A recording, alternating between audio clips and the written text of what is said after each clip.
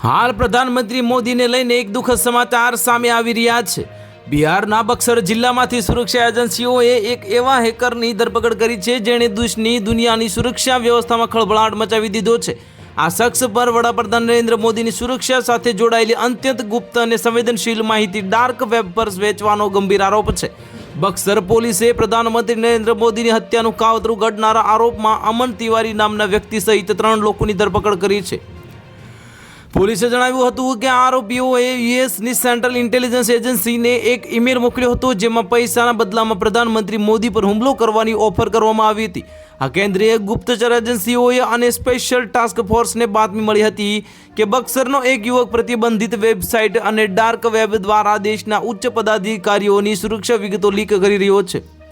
આ માહિતીના આધારે સ્થાનિક પોલીસની મદદથી દરોડો પાડીને આરોપીની અટકાયત કરવામાં આવી છે।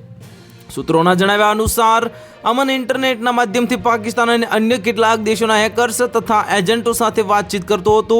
તે પીએમ મોદીના કાર્યક્રમો, તેમના સુરક્ષા ઘેરા અને અન્ય મહત્વપૂર્ણ વિગતો એકઠી કરી રહ્યો હતો। તેની પાસે મળેલી વિગતો અનુસાર ઉપકરણોની તપાસમાં કેટલીક એવી ચેટ્સ અને નકશાઓ મળ્યા છે જે કોઈક મોટા હુમલાના ષડયંત્ર તરફ ઇશારો કરે છે। આરોપી પાસેથી હાઈટેક લેપટોપ અને એક મોબાઈલ ફોન, હાર્ડ ડિસ્ક અને વિદેશી બેંક ખાતાઓની વિગતો મળી આવી છે। તેના ડિવાઇસમાંથી ડક મોદીની સુરક્ષા વ્યવસ્થા સાથે જોડાયેલા કેટલાક દસ્તાવેજોના સ્ક્રીનશોટ અને ફાઇલો પણ મળી આવવાનું સામે આવ્યું છે।